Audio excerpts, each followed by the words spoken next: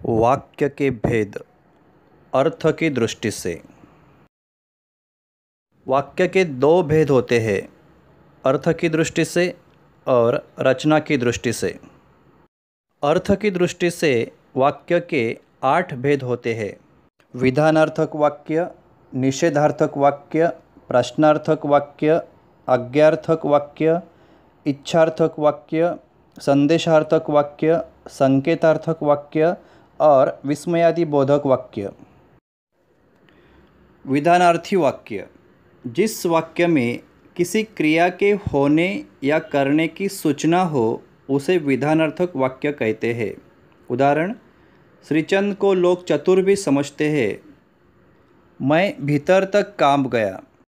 दूसरा प्रकार निषेधार्थक वाक्य, जिस वाक्य में किसी बात के ना होने या न करने का बोध होता है उसे निषेधात्मक वाक्य कहते हैं।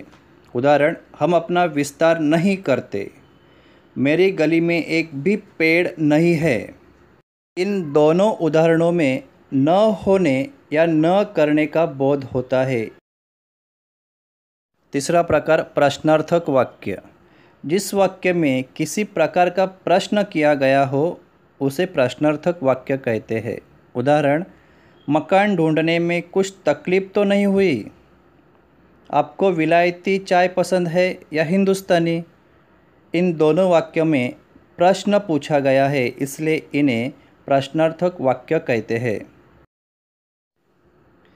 आज्ञार्थक वाक्य, जिस वाक्य में किसी भी प्रकार की आज्ञा या प्रार्थना का बोध होता हो उसे आज्ञार्थक वाक्य कहते हैं। उदाहरण, रमेश अपना ध्यान रखो, गाय को खुला छोड़ दो। दोनों वाक्यों में आज्ञा का बोध होता है, इसलिए इन्हें आज्ञार्थक वाक्य कहते हैं।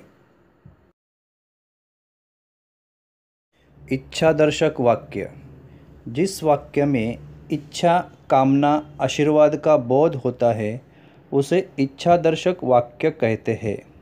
उदाहरण, मानव दादा आप सदा सुखी रहो। दूसरा उदाहरण, प्रभु आपकी कामना पूरी करे। इन दोनों उदाहरणों में आशीर्वाद और कामना व्यक्त की गई है और इसलिए इन्हें इच्छादर्शक वाक्य कहा जाता है।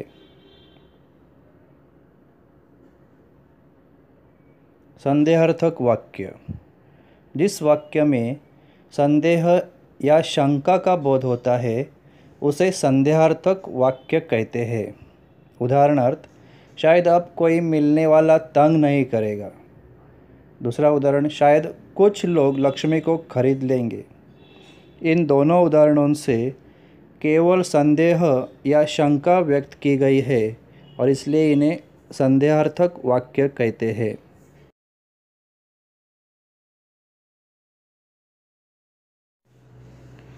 संकेतार्थक वाक्य, जिस वाक्य में संकेत या अपेक्षा का बोध होता है उसे संकेतार्थक वाक्य कहते हैं। उदाहरण, अगर गाय दूध नहीं देगी तो इसका क्या करेंगे? दूसरा उदाहरण, अगर अच्छा काम करोगे तो मोहर छाप वाली धोती दूंगा।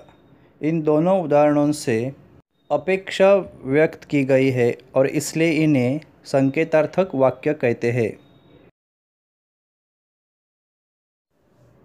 विस्मयादि बोधक वाक्य, जिस वाक्य में हर्ष, शोक, विस्मय, घृणा आदि का बोध होता है उसे विस्मयादि बोधक वाक्य कहते हैं।